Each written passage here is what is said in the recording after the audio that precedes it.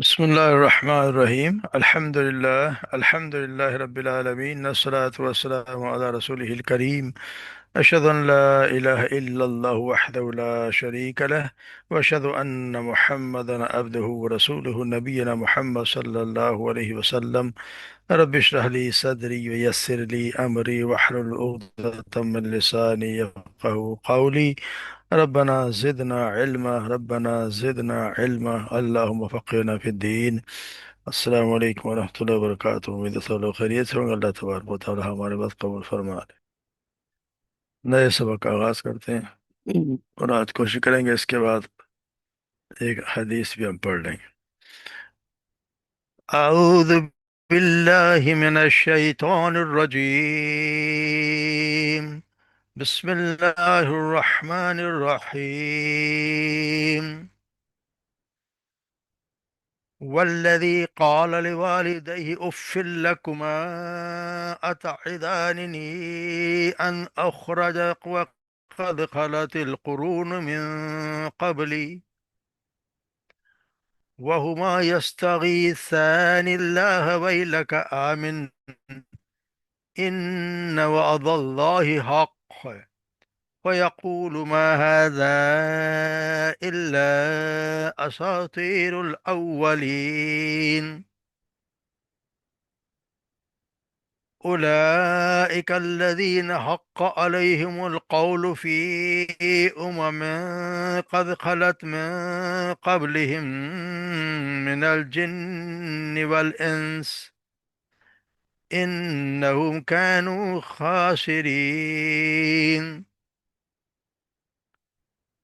ولكل درجات مما عملوا وليوفيهم أعمالهم وهم لا يظلمون ويوم يعرض الذين كفروا على النار أذهبتم طيباتكم في حياتكم الدنيا واستمتعتم بها فاليوم تجزون عذاب الهون بما كنتم تستكبرون في الأرض بغير الحق وبما كنتم تفسقون۔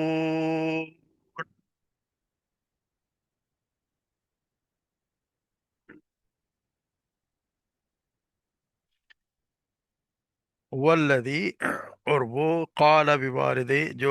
جو کہتا جس نے اپنے والدین سے کہا، اف لکما، اف ہے تم دونوں پر، اتعداننی، کیا تم مجھے ڈراتے ہو یا خوف دلاتے ہو، ان اخرج وان اخرج، کہ میں نکالا جاؤں گا، یعنی قبر سے نکالا جاؤں گا، وقد خلت القرون، اور یا جب کہ گزر چکے ہیں بہت سی امتیں، من قبلی، مجھ سے پہلے، وہما، اور وہ دونوں،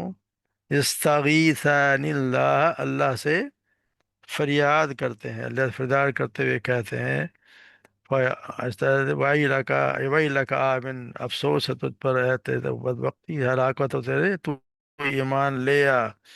ان وعد اللہ حق، بے شک اللہ کا وعدہ سچا ہے،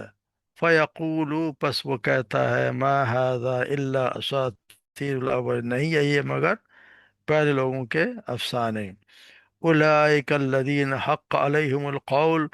یہ وہ لوگ ہیں، یعنی اس طرح کے وہ لوگ ہیں جن پر حق علیہم، جن پر بات جن پر ثابت ہو گئی، فی امم قد خلت من قبلہم،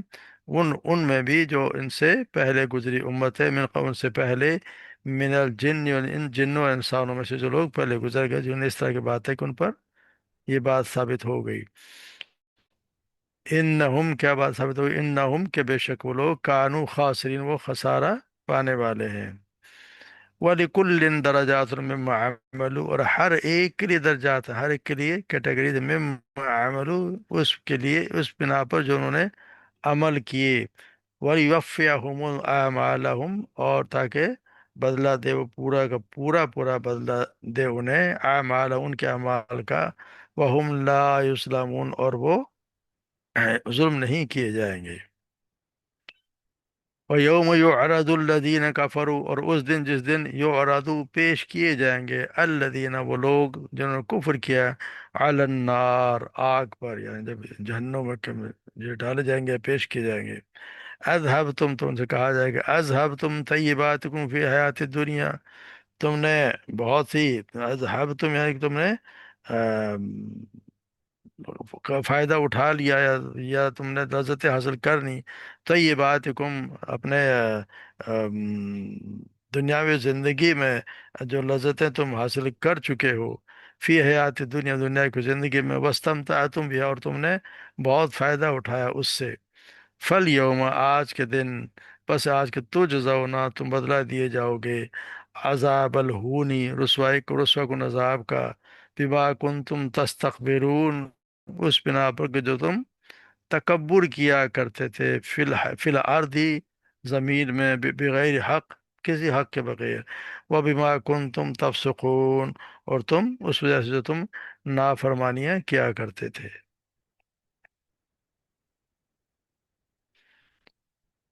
تو جیسے ہم نے پچھلے سبق میں ان لوگوں کے اولاد کے بارے میں پڑھا جو اپنے والدین کی فرما بردار اولاد تھی، جو اپنے والدین کے لیے دعا کرتی ہے، جب وہ 40 سال کا ہو جاتا ہے تو ایسے دعا کرتے ہیں، ویسے بھی والدین کے لیے وہ، کیونکہ والدین کا بتایا کتنا حق ہے کہ اللہ تبارک و تعالیٰ نے ان کو ان کے فرما برداری کا حکم دیا ہے، مگر یہاں یہ حال ہے کہ دوسرے ایک اصل میں دوسرے ایک کیٹیگری کے متعلق ہمیں بتایا جا رہا ہے کہ ایسے لوگ بھی، کہ ایک وہ ہیں اور ایک یہ لوگ ہیں کہ والذی قال لوالدیہ اف، اف کا مطلب ہوتا ہے اگتا ہے، تنگ پڑ جانے کا موقع، جیسے تنگ کسی ہو جائے پھر اف، تنگ آ جاتا ہے پھر وہ بول دیتے ہیں، تو وہ جو اور اس عادت اولاد کا ذکر کرنے کے بعد اس آیا ان آیاتوں میں اس بدبخت و نافرمان اولاد کا اور ان کے برے انجام کا ذکر ہے، جن کے والدین تو مومن ہیں لیکن وہ ایمان نہیں لائے۔ اس طرح مکہ کے میں ایسے حالات اس زمانے میں تھے کہ کچھ کسی کے والدین ایمان لے آئے تھے اور اولاد ایمان نہیں لے کے، اولاد مشرک تھی۔ اس طرح کچھ لوگ جو وہ نوجوان ایمان لے آئے تھے مگر ان کے والدین جو تھے وہ شرک کیا کرتے تھے، تو اس طرح یہاں مگر ان کی مثال دی گئی ہے جو اس طرح کی کرتے ہیں، اور پھر ان سے والدین یہ کہتے ہیں کہ اغفر لکما، وہ اپنے والدین سے کہتا ہے کہ تم مجھے ڈراتے ہو کہ تمہیں تو مجھے قبر سے نکالا جائے گا، حالانکہ مجھ سے پہلے تو بہت سی امتیں گزر چکی ہیں، یعنی کہ انہوں نے بہت سی گزر چکی، آج تو کوئی واپس نہیں آیا، یعنی کہ کس نے کہا ہے کہ واپس اسی دنیا میں واپس آنا ہے؟ تو یہ ان کو یہ تھا کہ جب میں مٹیا ہو چکا ہوں گا، میری ہڈیاں بہت سیدھا ہو جائیں گی، میں مٹی میں مل جاؤں گا، تو کیا مجھے نکالا جائے گا؟ پہلے وہ لوگوں کو تو کچھ بھی نہ، وہ تو کبھی بھی نہیں آئے۔ تو یہاں اس کو جو بدبخت شخص ہے اس کے جواب کے یہاں اللہ تعالیٰ نے جواب کا ذکر نہیں فرمایا، کیونکہ اس کے جواب بہت سے جگہوں پہ اللہ تعالیٰ قرآن کریم میں دے چکے ہیں۔ یہاں پر ان دونوں کے ماں باپ کے بتایا کہ ان کی اتنے گستاخانہ اور کفری بات پر وہ اسے کہتے ہیں شر سے پناہ مانگ لے، یا شر سے پناہ مانگ لے، یا ویلانا، یعنی کہ ویلا کا کہتے ہیں ویسے تو بدعا لیکن شفقت سے، محاورتاً یہ بولا جاتا ہے، نہایت محبت اور شفقت سے درد مندی کے اظہار پہ بولا جاتا ہے، کہتا ہے تجھے، یا ویلا کا یعنی کہ ہلاکت ہو تیری، یا ہلاکت ہو تیری کہ تو ایمان لے آ، اللہ پر ایمان لے آ، تیرا ستیہ ایمان لے آ، آخر کا انکار نہ کر، کیونکہ اللہ کے تبارک و تعالیٰ کا وعدہ سچا ہے، مگر وہ پھر نہایت ان کو کہتے ہیں کہ جھڑک دیتا ہے کہ وہ پھر بھی ایمان لانے کو تیار نہیں۔ فَيَقُولُ مَا هَٰذَا إِلَّا بَشَرٌ، کہ کہتا ہے کہ یہ تو پچھلے لوگوں کی باتیں ہیں،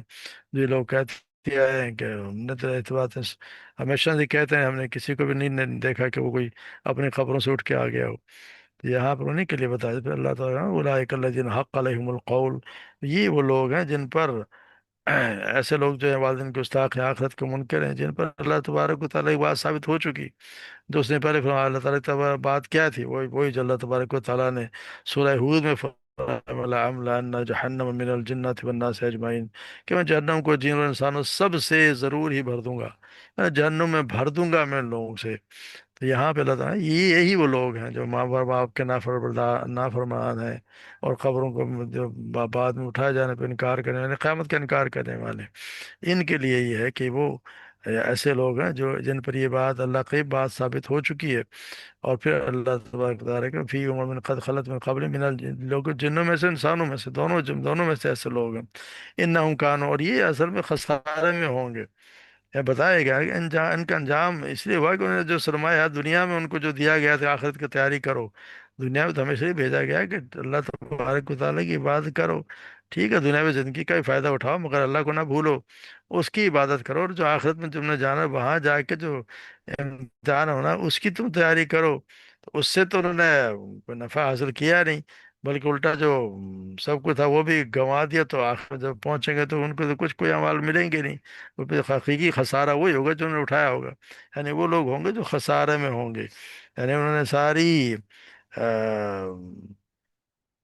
جو سب کچھ کیا ہوگا وہ یہاں دنیا کے لیے کیا، تو آخر میں تو کچھ کیا نہیں، تو جہاں پہ خسارہ ہے خسارہ ان کے لیے، وہاں پہ ان کے لیے کچھ بھی نہیں ہوگا۔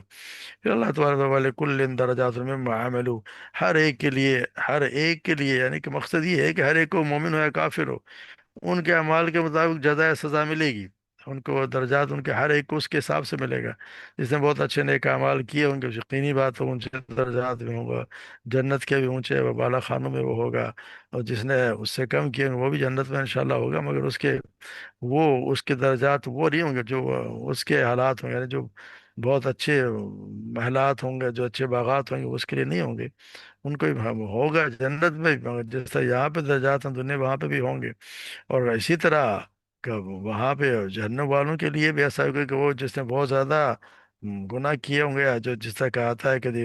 منافقین ہوں گے وہ فی الدرک الاسفل من النار، تو یہاں پہ اصل میں تو دونوں کے درجات کا نہ لفظ استعمال کرتے ہیں، مگر اصل میں درجات ہوتے ہیں جنت میں، مناظر جنت ان کو درجات کہا جاتا ہے، اور مناظر جہنم ان کو درکات کہا جاتا ہے، جیسے پڑھا فی درک الاسفل من النار، درک الاسفل تدرک، مگر یہ کہ مقصد یہ ہے کہ جو جیسا انسان کرے گا اس کے اعمال کے مطابق اسی طرح اس کو،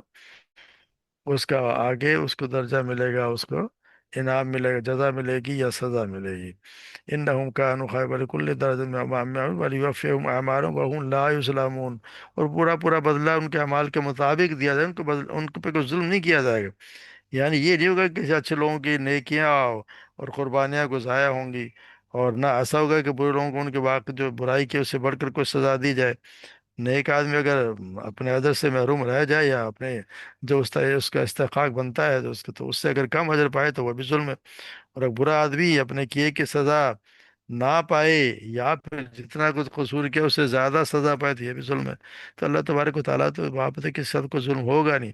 جو کچھ اس نے کیا ہوگا اس کے مطابق ٹھیک ٹھیک اسی کے مطابق اس کو دیا جائے گا۔ ہاں جنت میں جانے والوں کے لیے جو نیک عمل کیے ہوں گے ان کو اللہ تبارک و تعالیٰ اپنے فضل سے جتنا چاہیں گے نواز دیں گے، کیونکہ یہ اللہ تبارک و تعالیٰ کی مرضی ہے، کسی کو 10 گنا دے، کسی کو 70 گنا دے، یا جس کو بے حساب دے، تو وہ اس کی مرضی، جس پہ دیں گے درجات اسی طرح اللہ تبارک و تعالیٰ بلند کر دیتے ہیں۔ پھر اللہ تعالیٰ کی یہ بتا رہے ہیں کہ جس دن پیش کیے جائیں گے، یہ وَيَوْمَ يُعْرَضُ الَّذِينَ كَفَرُوا عَلَى النَّارِ، جس دن یہ کافر پیش کیے جائیں گے آگ پر، یعنی جہنم میں جب جہاں آگ کے سامنے پیش کیے جائیں گے، کیونکہ یہ ایک تو والدین سے بدسلوکی کرنے والا بھی، اور یا قیامت کے منکر کے انجام سے، یا تمام سب جتنے بھی لوگ ہیں سب کفار کا یہاں پہ تذکرہ کیا جا رہا ہے، جو بھی پیچھے دو کٹی ان کے علاوہ بھی جتنے بھی کافر ہیں، جب بھی یہ جب آگ کے سامنے پیش کیے جائیں گے تو ان کا پھر کیا انجام ہوگا، اس کا یہی اسی کے بارے میں ہم بتایا جا رہا ہے کہ ان کا ان کو بتایا جا رہا ہے کہ یہ اذ تم طیباتکم، تم نے جو ہے وہ اذهب تم نے کر لی، حاصل کر چکے تھے یہ بات، تم اپنی نعمتیں حیات دنیا، دنیا کی زندگی میں تم نے تو استعمال کر لیا، فائدہ اٹھا چکے، استمتع تم، اور فائدہ اٹھا چکے بھی ہے، فالیوم تجزون ما عذاب الہون، یعنی دنیا کے زندگی تم نے فائدہ اٹھا لیا، جو نیکیاں تم نے دنیا میں کی اس کا فائدہ کافر کو یہیں پہ دے دیا جاتا ہے، یعنی کفار چونکہ تکبر اور فسق کی وجہ سے وہ ایمان اور قبول کرنے، اپنے آپ کو مکمل اللہ اور اس کے رسول کے اطاعت کا پابند کرنے کو تیار نہیں ہوتے، اور نہ ہی ان کا مقصد کوئی یہ ہوتا ہے کہ ہم آخرت میں ہم کو جنت ملے گی، اللہ کی رضا ملے گی، اس لیے انہیں ان کے نیک اعمال کا بدلہ دنیا میں دے دیا جاتا ہے، کیونکہ کچھ اعمال تو زیادہ تر اعمال تو یہی کرتے ہیں کہ دنیا کا فائدہ اٹھانے کے لیے یا دنیا میں شہرت حاصل کرنے کے لیے، تو وہ مل ہی جاتی ہے، دنیا میں مل ہی جاتی ہے، یا کوئی ایسا کوئی عمل بھی کرتے ہوں کہ جو ہمیں آخرت کے لیے بھی، تو اللہ تبارک و تعالیٰ ان کو بھی اس کا پھل یہیں دے دیتا ہے، یعنی اس کو جو رزق دیا جا رہا ہے، یا پھر اللہ تبارک و اللہ تعالیٰ جو اس کو مہلت دے رہے ہیں، زندگی تک کی مہلت دی جا رہی ہے، یہ ساری یہ بھی اللہ تبارک و تعالیٰ اسی ان کے بدلے ہی ہے۔ ہاں جب وہاں جائے گا تو وہاں اس کو کچھ بھی نہیں مل رہا، وہاں اس کے لیے کچھ بھی نہیں، کیونکہ آپ صلی اللہ علیہ وسلم جیسے حدیث ہمارے مسلم میں کہ اللہ تبارک و تعالیٰ کسی مومن کی کسی ایک نیکی میں بھی کمی نہیں کرے گا، اسے اس کے عوض دنیا میں بھی دیا جائے گا اور آخرت میں بھی اس کی جزا دی جائے گی۔ رہا کافر تو اسے نیکیوں کے عوض جو اس نے اللہ کے لیے کی ہوتی ہیں وہ دنیا میں کھلایا جاتا ہے، یہاں تک کہ جو آخرت میں پہنچے گا تو اس کے پاس کوئی نیکی نہیں ہوگی جس کی اسے جزا دی جائے۔ جو کوئی نیکی نہیں ہوگی تو اس کو جزا کیا مل رہا ہے؟ یعنی وہاں پہ سب کچھ اس کے جب پڑا ہے کہ اس کو راکھ کا ڈھیر بنا دیا جائے گا، خاص اس کے اعمال کوئی ہوں گے نہیں جس کا وزن کیا جائے، ایسا کوئی اعمال نہیں کیا، وہ اعمال تو حق کا ہے تو حق ہوگا ہی نہیں، تو کوئی اعمال نہیں، ان کو جو کچھ ہوتا ہے اللہ سے تم نے نیکی وہی کر لی جو تم نے فائدہ اٹھایا اپنے اعمال کا، دنیا میں تم نے اٹھا لیا ہے، یہاں پہ تمہارے لیے آج کے تو زون عذاب الہون بما کنتم تستر، تم نے جو وہاں پہ تکبر کیا، یعنی اپنی تکبر کے مناسب تم نے تکبر کیا، اور اپنے تکبر کی وجہ سے تم ایمان نہیں لائے کہ یہ جو ہے وہ چھوٹے چھوٹے لوگ ایمان لا رہے ہیں، غریب لوگ ایمان لا رہے ہیں، غلام ایمان لا رہے ہیں، تو ہم اتنے بڑے سردار ہیں، ہم اتنے بڑے رئیس ہیں، اور ہم ایمان لے آنے کے ساتھ ہم بیٹھیں یا آپ صلی اللہ علیہ وسلم کی پھر تابع داری کریں، اس پہ تمہارا جو تکبر تم نے کیا، کافر جو بھی تکبر کرے اس کے مقابلے پھر وہاں پر عذاب بھی اس کو وہی ہوگا جو اس کا اہانت آمیز ہوگا، اس کی رسوائی ہو بما کنتم، وجہ یہی ہوگی کہ تم نے تکبر کیا، اور حق اس دنیا کی زندگی میں بغیر تمہارا کوئی حق تھا ہی نہیں کہ تم ایسا کام کرتے، تم اپنے آپ کو بڑی چیز سمجھتے تھے، تو ان کا یہی خیال تھا نا کہ ان کے ساتھ تو جب تکبر کرو گے تو آخر میں اللہ تبارک و تعالیٰ ذلیل و خوار کر دے گا، ان کے غرور کو خاک میں ملا دیا جائے گا۔ تو یہاں پہ جب پیغام تو پھر اسی وجہ اسی مناسبت سے، کیونکہ جیسے آپ صلی اللہ علیہ وسلم فرمایا کہ عبداللہ بن عمر نے بیان کیا ہے کہ آپ صلی اللہ علیہ وسلم نے فرمایا کہ متکبر لوگ قیامت کے دن آدمیوں کی شکل میں چونٹیوں کی طرح اٹھائے جائیں گے، ہر جگہ سے ذلت انہیں ڈھانپ رہی ہوگی، پھر انہیں ہانک کر جہنم کے قید خانے کی طرف لے جایا جائے گا جس کا نام بولس ہے، ان پر آگوں کی آگ چڑھ رہی ہوگی، انہیں جہنم کا نچوڑ پلایا جائے گا جو تباہ کن کیچڑ ہوگا۔ اور پھر بات یہ ہے کہ تکبر ہے کیا، جیسے ہم پڑھتے ہیں تکبر ہے کہ جہاں ساتھ فرمایا وہ شخص جنت میں داخل نہیں ہوگا جس کے دل میں ذرہ برابر بھی تکبر ہوگا۔ تو ایک آدمی نے کہا کہ یا اللہ کے رسول، آدمی پسند کرتا ہے کہ اس کے کپڑے اچھے ہوں، اس کا جوتا اچھا ہو، تو کیا یہ تکبر ہے؟ تو آپ صلی اللہ علیہ وسلم نے فرمایا کہ بے شک اللہ جمیل ہے، جمال کو پسند کرتا ہے، تکبر تو حق کو ٹھکرا دینے اور لوگوں کو حقیر سمجھنے کا نام ہے، یعنی آپ لوگوں کو اپنے آپ سے کمتر سمجھیں، اپنے آپ کو بڑا سمجھے اور لوگوں کو سمجھیں حقیر ہیں ان کو، اور حق کو جھٹلا رہے ہیں، یعنی آپ ایمان نہ لے کے آئیں، حق واضح نظر آ رہا ہے کہ آپ صلی اللہ علیہ وسلم نبی ہیں، قرآن برق ہے، ان کو نظر آ رہا ہے، اس کے باوجود اس کو آپ جھٹلا رہے ہیں، تو اس کے جھٹلانے کا کیا مانا؟ جھٹلانے کا مطلب ہے کہ آپ جب جھٹلائیں گے تو پھر آپ کو اس کے یقینی بات ہے کہ آپ اس کو کچھ سمجھ ہی نہیں رہے، تو پھر تمہیں عذاب بھی وہی دیا جائے گا کہ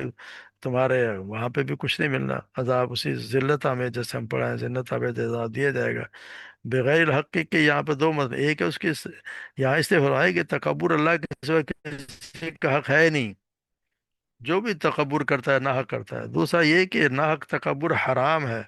جس کا ذکر پہلے گزر چکا ہے، البتہ جہاد فی سبیل اللہ میں، وہ اگر جہاد کوئی انسان کر رہا ہو، شخص جہاد میں جا رہا ہو اور وہ ذرا اکڑ کے چل رہا ہو تو اس کے مقابلے تکبر، کفار کے مقابلے میں تکبر حق ہے، اور اللہ تبارک و تعالیٰ کو پسند ہے کہ یہ کفار کے سامنے جو ثابت کرواتا ہے، جو لڑنے کے لیے جا رہے ہیں سینہ تان کے اور ذرا اکڑ کے، اگلے کو بھی لگے کہ ہاں کوئی آ رہا ہے، تو اس طرح وہ تکبر کیا، لیکن مگر یہ ہے بغیر الحق، حق کے بغیر نہ حق تکبر کہیں کس طرف جائز نہیں ہے، وَبِمَا كُنتُمْ تَفْسُقُونَ، اور یہ کہ تم تفسیر یعنی نافرمانیاں کرتے رہے، یعنی کہ یہاں پہ بتایا ذلت کے ذائب کے دو سبب ہوں، ایک زمین میں ناحق تکبر کرنا یعنی ایمان لانے سے انکار، اور دوسرا فسق یعنی نافرمانی اور گناہ کے کام کرنا، دونوں ایک کفار کا شیوا ہے، تو اس لیے ہمیں بھی ان سے پناہ مانگ لینی چاہیے کہ اللہ تبارک و تعالیٰ ہمیں معاف فرمائے، کیونکہ ہمیں یہ چیزیں ہیں جو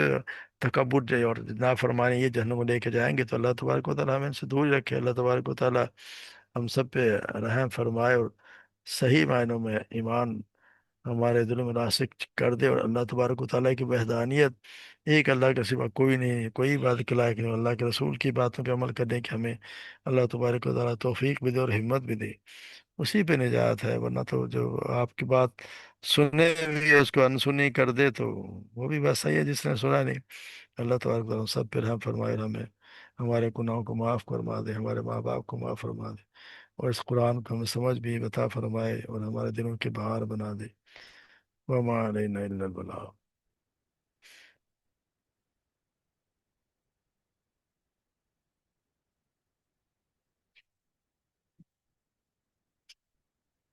آج ایک چھوٹی سی حدیث پڑھ لیتے ہیں، اس کے بعد پھر دیکھتے ہیں کہ سوال کسی کا اگر ہو تو۔ صحیح بخاری کی پہلی ہی حدیث ہے جس میں آپ صلی اللہ علیہ وسلم کے جس طرح آغاز وحی کا کیسا کس طرح ہوئی وہ بتایا گیا، مگر سب سے پہلی جو حدیث ہے وہ ہے کہ ان عمر بن خطاب رضی اللہ تعالیٰ عنہ قال سمیعت رسول اللہ صلی اللہ علیہ وسلم یقول، یعنی کہتے ہیں کہ عمر بن خطاب روایت کرتے ہیں کہ انہوں نے بیان کیا میں نے آپ صلی اللہ علیہ وسلم سے سنا، یعنی یہ حدیث بیان کرنے والے ہیں عمر بن خطاب، اور وہ کہتے ہیں کہ میں نے آپ صلی اللہ علیہ وسلم سے سنا انما الاعمال بالنیات، تمام کاموں تمام کام کا دار و مدار ان کی نیت پر ہے، جیسے نیت ہوگی ویسا ہی کرے گا۔ وَإِنَّمَا لِكُلِّ امْرِئٍ مَّا نَوَىٰ، اور اس کو وہی ملے گا نیت کے مطابق ہی پھل ملے گا۔ فمن كانت ہجرته الى الدنيا يصيبها، اور جس شخص نے دنیا کمانے کی غرض سے ہجرت کی تو اس کو دنیا یصیبہ وہ اس کو پالے گا، او الى امرأة ينكحها، اور جس کسی نے کسی عورت سے نکاح کرنے کے لیے اگر ہجرت کی تو اس کو وہ مل جائے گی۔ فہجرته الى ما هاجر الیہ، تو ہجرت کا یعنی ہجرت اسی کے لیے کام کے لیے جس کے لیے اس نے ہجرت کی ہوگی۔ مقصد یہ ہے کہ جو بھی ہم کام کرتے ہیں اس کی دار و مدار نیت پہ ہے کہ آپ کس نیت سے کام کر رہے ہیں، اللہ تبارک و تعالیٰ کی رضا اس سے مقصود ہے یا کوئی اور مقصد ہے۔ اگر آپ کو اللہ تبارک و تعالیٰ کی رضا مقصود ہے تو یقینی بات ہے کہ اس کا اجر ملے گا، اور اللہ تبارک و تعالیٰ اسی کے مطابق اس کا فیصلہ کریں گے۔ مگر اگر نیت کسی دنیاوی مقصد کے لیے ہے تو وہ اس مد میں نہیں آئے گی کہ اس نے کوئی حالانکہ ہجرت جو ہے وہ اتنا بڑا کام ہے کہ اللہ کی راہ میں ہجرت کا جانا، اپنے گھر بار کو چھوڑ دینا، انسان کون چھوڑتا ہے اپنے گھر بار کو، لیکن صرف اللہ کی رضا کے لیے چھوڑ، جس طرح مکہ سے لوگ مدینہ سب کو چھوڑ کے چلے گئے، تو یہ ہجرت ہے۔ مگر یہ مقصد صرف اللہ کی رضا کے لیے، اور مگر کسی نے اس لیے ہجرت کی کہ یہاں کام اپنا ہجرت کر کے کسی اور ملک میں چلا گیا اور پیسے کے لیے چلا گیا تو اس کے ہجرت میں کاؤنٹ نہیں ہوگا، یا کسی عورت سے شادی کرنے کے لیے چلا گیا تو وہ تو شادی تو کر لے گا مگر اس کو اجر کوئی نہیں ملتا۔ مقصد یہ ہے کہ کسی بھی کام کے لیے کوئی بھی ہم کام کریں اس کے لیے ہمارا، جیسا ہم ابھی یہ قرآن پڑھ رہے ہیں، اگر کسی کا یہ مقصد ہے کہ اللہ تبارک و تعالیٰ کا کلام پڑھ رہے ہیں، اللہ تبارک و تعالیٰ کا ہم کلام سیکھ رہے ہیں اور ہم بھی اس کو اپنے آپ پہ اپلائی بھی کریں، تو یہ اللہ تبارک و تعالیٰ کی رضا کے لیے سب کچھ ہو رہا ہے۔ مگر میرا مطمئن نظر یہ نہ اور یہ ہو کہ جی مجھے کہیں گے واہ جی وہ کتنا اچھا خود بھی پڑھ رہا ہے دونوں کو پڑھا رہا ہے، اگر یہ میری یہ نیت ہو تو اس کا کوئی فائدہ نہیں، وہ ریاکاری میں آ جاتا، وہ پھر ہم جیسے پڑھا ہے ریاکاری میں شرک میں چلے جاتی، اس کا کوئی اجر نہیں ملنا۔ تو ہمارا مقصد یہ ہونا چاہیے کہ ہر کام کا ہم ایک جو ہمارا ویو ہونا چاہیے وہ اللہ کی رضا ہونی چاہیے، کہ نماز میں پڑھ رہے ہو تو یہ نہیں کہ یہ فرض ہوتا ہم اس کو ادا کریں، اللہ کی رضا کہ اللہ تبارک و تعالیٰ راضی ہوں گے۔ کوئی بھی کام کسی کو کوئی کہ صدقات یا خیرات بھی دی جاتی ہے تو مقصد اللہ کی رضا ہونی چاہیے، تو ہر کام کرنے سے پہلے انسان کو اپنی نیت دیکھ لینی چاہیے کہ میں کس مقصد سے کر رہا ہوں، جس نیت سے جو کام کیا جائے گا اسی کا اس کو اجر ملنا ہے، چاہے وہ کتنا ہی نیک کام ہو، اگر دکھلاوے کے لیے کیا گیا تو وہ بھی ایسا ہی ہوگا جیسے وہ بھی ملٹی پلائڈ بائی زیرو ہو جائے گا، اس پہ کوئی فائدہ نہیں۔ مگر کوئی چاہے کام کتنا بھی چھوٹے سے چھوٹا بھی ہو، خالص اللہ کی نیت اللہ کی رضا کے لیے اگر کم سے کم بھی کسی کا نیک کام ہوگا تو وہ بھی اس کے بھی یقینی بات ہے اجر زیادہ ہوگا۔ اللہ تبارک و تعالی ہماری نیتوں کو صاف کر دے اور ہر کام ہم سے وہی لے جس میں ہمارا مقصد اللہ کی رضا ہو، اور اللہ آپ صلی اللہ علیہ وسلم کے فرمان کے مطابق ہوگا تو انشاءاللہ وہ بھی قابل قبول ہوگا۔ وما علینا الا البلاغ۔